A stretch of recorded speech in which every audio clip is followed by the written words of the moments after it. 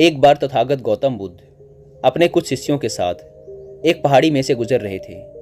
बरसात का मौसम था। पूरी पहाड़ी हरे भरे पेड़ पौधों से भरी पड़ी थी। पहाड़ी के नीचे एक नदी अपनी कलकल करती आवाज के साथ बह रही थी। कुल मिलाकर पहाड़ी के आसपास का वातावरण बहुत ही मनमोहक प्रतीत हो रहा था। तभी अचानक गौतम बुद्ध और उनके शिष्यों ने देखा कि सामने से एक इंसान क्रोध भरी अवस्था में पहाड़ी के शिखर की तरफ बढ़ा चला आ रहा है। उसकी आंखें क्रोध से लाल हो रही थी। वह चिल्लाता हुआ आ रहा था, सब नश्वर है, सब झूठ है और सबसे कुरूप है ये जीवन। साथ ही उसकी आंखों से आंसू भी बह रहे थे।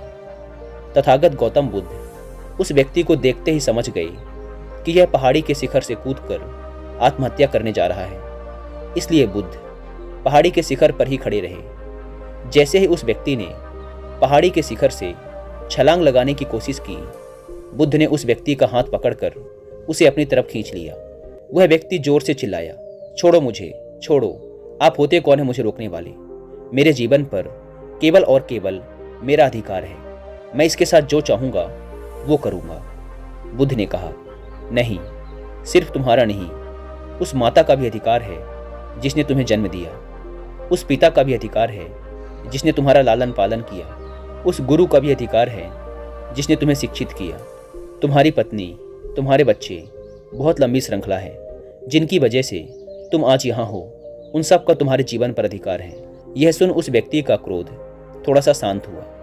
बुद्ध ने उसे एक पत्थर पर बिठाया और कहा, अगले कुछ क्षणों तक लंबी और गहरी सांसें लो और अपनी श्वास पर ध्यान केंद्रित करो। व्यक्ति ने अगले कुछ क्षणों तक आंख बंद कर लंबी और गहरी सांसें ली। फिर बुद्ध ने उसके कंधे पर हाथ रखते हुए कहा, उठो। क्षणिक आवेग था मन का, अब वो शांत हुआ। व्यक्ति ने दुखी मन से आंखों में आंसू भरकर कहा, क्षणिक नहीं, मैं इस नगर के सबसे अमीर व्यापारी का बेटा हूं। मैंने अपने जीवन में सब कुछ पाया, सुख, धन, ऐश्वर्य, काम वासनाओं की पूर्ति, लेकिन वो सब क्षणिक था। जब भी अपने अंदर झांक कर देखा, एक गहन अंधकार ही पाया, बहुत ही गहरी पीड़ा पाई और बहुत ही सूनापन पाया। अब तो इस जीवन से कोई लगाव ही ना रहा। अब तो मुझे इस जीवन को जीने का कोई सार ही नजर नहीं आता। यह सुन बुद्ध ने कहा, इच्छा जब तड़पती है तो हमें लगता है कि जब वो पूर्ण होगी तो हम तृप्त हो जाएंगे, परंतु जैसे ही इच्छा पूर्ण होती है हमारा मन फिर से शून्यपन से भर जाता है। जानते हो क्यों? जब इच्छा की कामना थी तो वो हमारे लिए एक स्वप्न था। जब इच्छा पूर्ण हुई तो अंतर्मन समझ गया कि ये भी एक स्वप्न ही है, एक क्षण भी ना पकड़ सके और हाथों से फिसल गया। यह सुन उस व्यक्ति ने बुद्ध से पूछा, तो क्या इस जीवन में कुछ भी अनश्वर नहीं है? क्या कुछ भी ऐसा नहीं है जो अविनाशी हो, जो हमसे छूट न सके? बुद्ध ने कहा, है। बाहर के सुखों को भोगने की इच्छा को खत्म करो।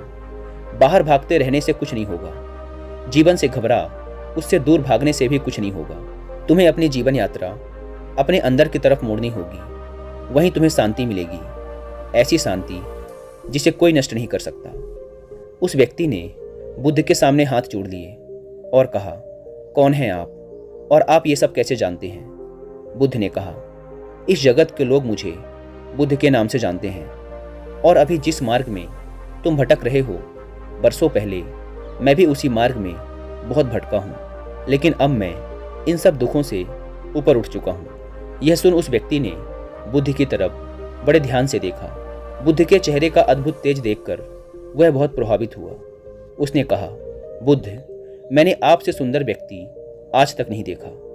यह सुन बुद्ध ने कहा, इतने समय से मैं तुम्हारे सामने ही खड़ा था, लेकिन तुम मुझे देख ना सके क्योंकि तुम्हारी आंखें क्रोध में अंधी होकर हर तरफ केवल अंधकार ही देखना चाहती थी। मनुष्य अपने मन में जैसी चाहे वैसी दुनिया बना सकता है और देख सकता है। व्यक्ति ने कहा, सत्य कहा आपने, आप महात्मा हैं, लेकिन मैं दुखी हूं अपने अंतर मन से। मेरा नाम यश है। एक धनी व्यापारी घराने में मेरा जन्म हुआ। जीवन में किसी भी चीज की कोई कमी नहीं थी। मैंने हर सुख भोगा, अपनी अनंत वासनाओं की पूर्ति करता रहा, पर अंदर ही अंदर मेरा मन घुटता रहा। मैं अंदर से और नीरस होता रहा। अब तो जीवन के प्रति कोई लगाव ही शेष नहीं रह गया। मैं क्या करूं? बुद्ध ने कहा, कितने मनुष्य हैं जो कि शारीरिक रोगों से पीड़ित हैं, धन के अभाव से पीड़ित हैं, अन्याय से पीड़ित हैं, पर उतने ही मनुष्य मानसिक रोगों से भी पीड़ित हैं। बुद्ध ने पहाड़ी के चारों तरफ इशारा करते हुए कहा, देखो यश, यह दृश्य देखो। उस व्यक्ति ने पहाड़ी के चारों तरफ बड़े ध्यान से देखा। अब तक उसका मन बुद्ध की बातें सुनकर पूरी तरह से शांत हो चुका था। पहाड़ी के चारों तरफ ध्यान से निहारते हुए उसने कहा, वाह, अद्भुत, कितना सुंदर दृश्य है। बुद्ध ने उस व्यक्ति से पूछा, जब तुम कूदने जा रहे थे तो क्यों तुम इस सौंदर्य को नहीं देख सके? व्यक्ति ने कहा, क्योंकि मैं कुछ भी देखने के लिए तैयार ही नहीं था। मैं तो केवल अपने ही दुखों की प्रतिध्वनि देखना चाहता था। बुद्ध ने कहा, अभी भी आसपास का वातावरण वैसा ही है जैसा पहले था, यह बिल्कुल नहीं बदला, लेकिन तुम्हारी आंखें बदल गई और तुम्हें सब कुछ अच्छा लगने लगा, क्योंकि अभी तुम शांत हो, स्थिर हो। किसी भी चीज की अति, फिर चाहे वो सुख की ही क्यों न हो, अंततः वह दुख को ही जन्म देती है। इसलिए मध्य में रहो, तो जो जैसा है वैसा ही दिखेगा। दुख में ना ज्यादा दुखी हो और सुख में ना ज्यादा सुखी। हर परिस्थिति में शांत और स्थिर रहने की कोशिश करो। अगर मेरे बताए इस मार्ग पर चलोगे तो परम शांति पाओगे। बुद्ध के मुंह से ऐसी बातें सुन वह इंसान बुद्ध के पैर पकड़ लेता है और कहता है, क्या आप मुझे अपना अनुयायी बनाएंगे? बुद्ध ने कहा, तुम इस नगर के सबसे अमीर व्यापारी के बेटे हो। तुमने अपना जीवन बहुत ही संपन्नता के साथ जिया है, इसलिए मैं तुम्हें कुछ बातें पहले ही बता दूं। हम भिक्षुओं का जीवन सादगी से जुड़ा है। धरती हमारा बिछौना है और जो भिक्षा में मिले वही हमारा भोजन। व्यक्ति ने कहा, जहां मेरी चेतना का ही अस्तित्व ना बचे, मैं उस तपस्या के लिए भी तैयार हूं। बुद्ध ने कहा, हर वो इंसान जो इस पृथ्वी पर जन्मा है उसे परम ज्ञान पाने का अधिकार है, बस पहला पग उसे उठाना है। व्यक्ति ने हाथ जोड़कर कहा, बुद्ध, मैं तैयार हूं। बुद्ध ने कहा, तुम अपना शीश कटवा सकते हो? व्यक्ति ने कहा, मैं अपना शीश देने के लिए भी तैयार हूं। बुद्ध ने कहा, शीश देने की बात केवल एक प्रतीक मात्र है। शीश देने को वही तैयार होता है जो अपने अहंकार का शीश काट अपने गुरु के चरणों में रख सके। उस व्यक्ति ने बुद्ध के चरणों में अपना सिर रख दिया। बुद्ध ने उसे आशीर्वाद दिया और वह व्यक्ति बुद्ध के शिष्यों के साथ मिल उनके साथ ही आगे बढ़ चला। दोस्तों, गौतम बुद्ध, उनके सिद्धांत और उनकी शिक्षाओं के बारे में और डिटेल से जानने के लिए मैं आपको एक बुक रिकमेंड करूंगा जिसका नाम है बीइंग टू बिकमिंग बुद्धा। आप चाहें तो इस बुक को हिंदी में कुकू एफएम ऐप पर भी सुन सकते हैं।